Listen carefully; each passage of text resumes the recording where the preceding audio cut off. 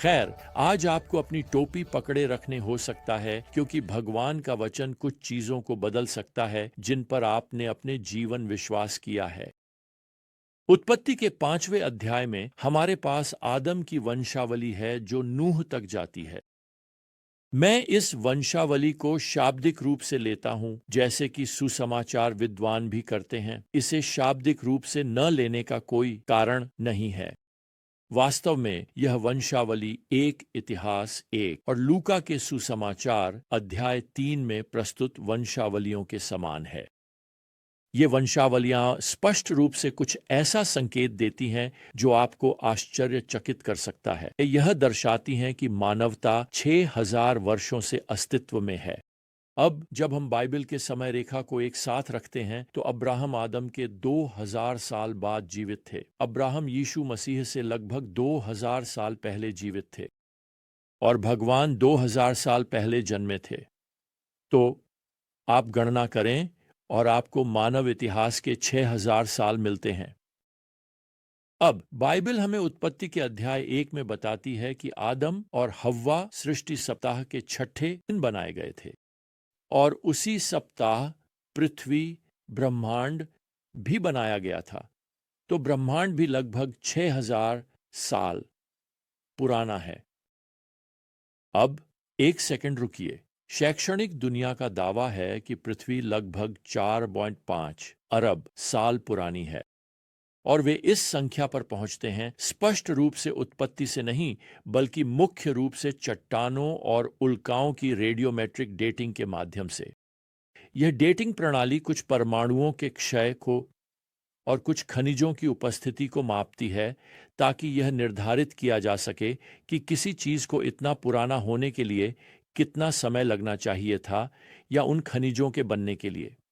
यह समझ में आता है, लेकिन इस मापने के उपकरण की असंगति को 1980 में माउंट सेंट हेलेंस के ज्वालामुखी विस्फोट द्वारा साबित किया गया।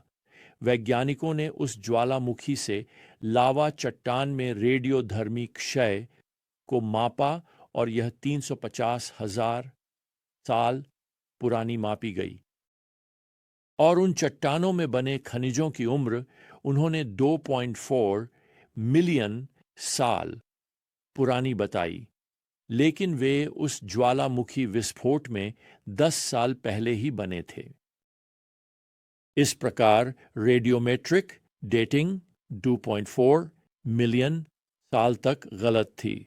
तो जब हमें बताया जाता है कि पृथ्वी को 4.5 अरब साल पुराना होना चाहिए, तो वे एक मापने की प्रणाली का उपयोग कर रहे हैं जो किसी असामान्य घटना जैसे ज्वालामुखी विस्फोट या किसी अन्य आपदा को ध्यान में नहीं रख सकती।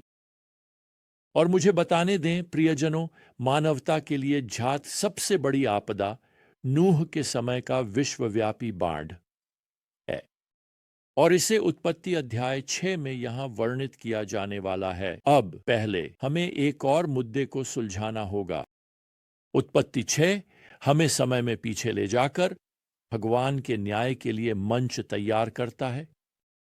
हम यहाँ पद 1 में पढ़ते हैं, जब मनुष्य भूमि के चेहरे पर बढ़ने लगा और उनके लिए बेटियां पैदा हुईं, तब ईश्वर के पुत्रों ने देखा कि मनुष्यों की बेटियां आकर्षक थीं और उन्होंने अपनी पसंद की किसी भी एक को अपनी पत्नियां बना लिया।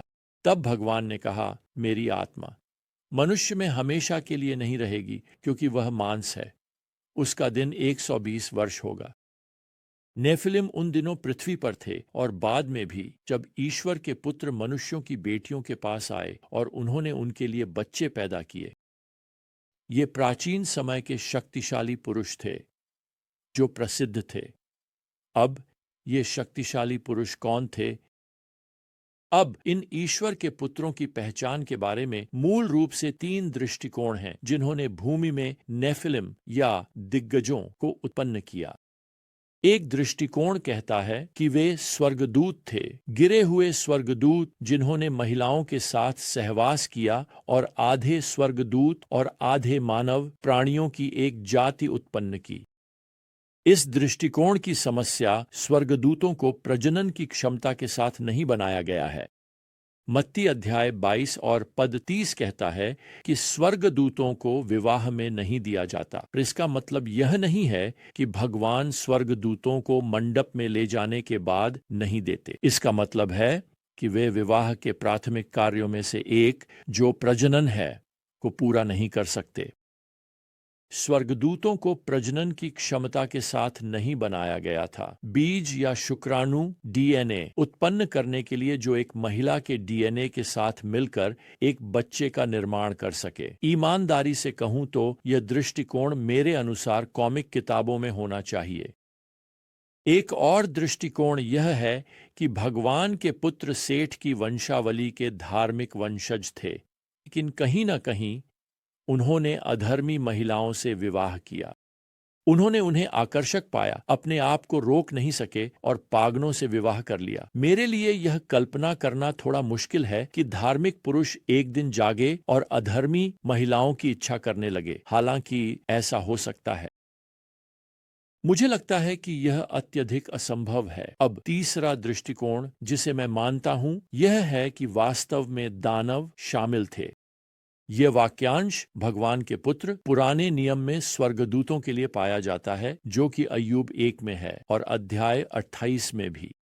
और मुझे विश्वास है कि इसका उपयोग यहाँ उन स्वर्गदूतों के लिए किया गया है जिन्होंने अपने नेता शैतान के साथ भगवान के खिलाफ विद्रोह किया। तब से उन्होंने मानवता को किसी भी तरह से भ्रष्ट करने का प्रयास किया है। 2 पतरस अध्याय 2 में यहूदा की पुस्तक में दानवों का संबंध उत्पत्ति अध्याय 6 में हो रहे इस घटना से है। तो कुछ हो रहा है जिसमें दानव शामिल हैं। मुझे विश्वास है कि गिरे हुए देवदूत दानव वास्तव में अविश्वासी मानवता को बड़े पैमाने पर दानवीकरण या कब्जा कर लिया, और उनका इरादा उस संतान को एक दानवी, दुष्ट, बुरे चरित्र के साथ भ्रष्ट करना था जो भगवान का विरोध करेगा। अब इन दानव आसक्त पुरुषों की संतान, इसमें नेफिलिम शामिल थे। आप इसे दिग्गजों के रूप में अनुवादित कर सकते हैं। आप इस शब्द को शारीरिक दिग्गजों के संदर्भ में समझ सकते हैं, लेकिन आप इस शब्द का उपयोग प्रसिद्ध पुरुषों या शक्तिशाली नेताओं के संदर्भ में भी कर सकते हैं, और सच कहूं तो वे दोनों हो सकते थे। लेकिन अब मानवता पूरी तरह से दानवी प्रभाव, बुराई और अनैतिकता से भ्रष्ट हो गई है। वास्तव में मूसा यहाँ पद 5 में लिखते हैं, प्रभु ने उनकी दुष्टता, मानव की दुष्टता को देखा। यह पृथ्वी पर बहुत बड़ी थी और उसके दिल के विचारों की हर मंशा केवल निरंतर बुरी थी। पद 6 हमें बताता है, प्रभु को अफसोस हुआ कि उसने पृथ्वी पर मनुष्य को बनाया और यह उसके दिल को दुखी करता था। फिर यहां पद 7 के अंत में खुद भगवान कहते हैं, मुझे खेद है कि मैंने उन्हें मानवता को बनाया। सुनिए, जब आप और मैं किसी चीज के लिए कहते हैं मुझे खेद है, तो यह आम तौर पर इसलिए होता है क्योंकि हमने कुछ गलत किया। तो क्या भगवान ने यहां मानवता को बनाते समय कुछ गलत किया? नहीं, हमें बस ये दिखाया जा रहा है कि भगवान मानवता की पापी, बुरी स्थिति पर सच्चे दुख के भाव रखते हैं। यह इसलिए नहीं कि उसने कोई गलती की, बल्कि इसलिए कि पाप ने मानव जाति को पूरी तरह से प्रदूषित कर दिया है। उसका दिल दुखी है और उसे इस बारे में खेद है। वह बुराई में कोई आनंद नहीं लेता और वह न्याय में भी कोई आनंद नहीं लेता। लेकिन अब ध्यान रखें, भगवान यहाँ आश्चर्यचकित नहीं है, वह घबराए नहीं है। भगवान ने कभी त्रिमूर्ति की आपात बैठक नहीं बुलाई। भगवान को पता था कि यह अतीत से ही होगा, लेकिन फिर भी यह उसके दिल को दुखी करता है। तो यहाँ उत्पत्ति अध्याय 6 में हमें दिखाया गया है कि मानवता इतनी नीच, इतनी दानवी, इतनी दुष्ट हो गई है कि भगवान न्याय भेजेंगे, जो एक बाढ़ के रूप में होगा जो पृथ्वी को ढक देगा। लेकिन भगवान हमें अपनी उद्धार की कृपालु योजना से भी परिचित कराते हैं। और मुझे यह कहना है कि मानव इतिहास में भगवान की योजनाएं आमतौर पर एक व्यक्ति को शामिल करती हैं, और इस मामले में उस व्यक्ति का नाम नूह।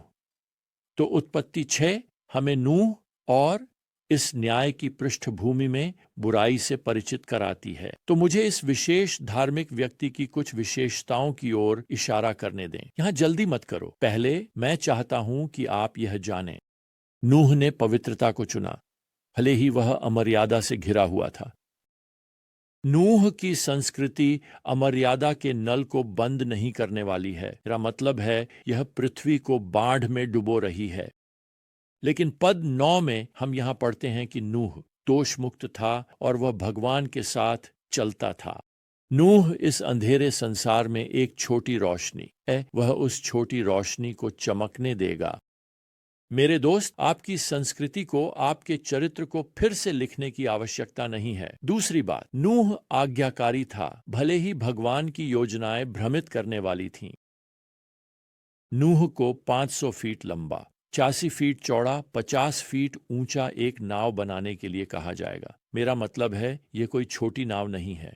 वास्तव में इसे बनाने में उसे 120 साल लगेंगे। उसने कभी भी एक नाव नहीं देखी है, उसने कभी बाढ़ नहीं देखी है, और इस नाव के लिए न तो एक पतवार की आवश्यकता है और न ही पाल की इसे समझने वाला है। वह शायद सोच रहा होगा, इस नाव, इस विशाल बोट का मार्गदर्शन कौन करेगा? भगवान करेंगे। उत्पत्ति 6 का अंतिम श्लोक शायद इस पाठ में सबसे उल्लेखनीय श्लोक है। इसमें लिखा है, नूह ने सब कुछ किया जो भगवान ने उसे आज्ञा दी। मुझे नहीं पता आपके बारे में, लेकिन मैं नूह की तरह और अधिक बनना चाहता हूं। यह पृष्ठभूमि, उसकी संस्कृति, धार्मिक चरित्र और आज्ञाकारिता है। हम अपने अगले अध्ययन में नूह पर करीब से नजर डालेंगे। हम आज के लिए समय से बाहर हैं, और तब तक प्रभु यीशु मसीह की कृपा, भगवान का प्रेम और पवित्र आत्मा की संगति आप सभी के साथ रहे। आमीन।